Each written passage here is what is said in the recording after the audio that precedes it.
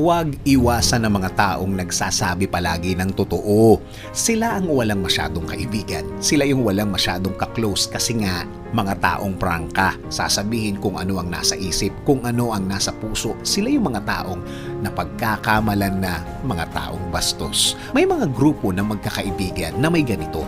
Sila ang takbuhan kapag feeling ng isa may itinatago ang buong barkada sa kanya. Hindi mo sila maaasang magsinungaling o magtago ng totoo.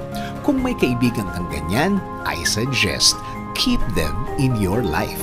Sa buhay na ito, dapat may mga tao tayong kasama na magsasabi ng totoo sa atin. Walang halong bola, walang halong paligoy-ligoy na salita. Madalas sa pamilya natin ito nakikita. Kaya tayo nagkakagap sa pamilya natin dahil diretso sila magsalita at kapakanan mo lang naman ang iniisip nila.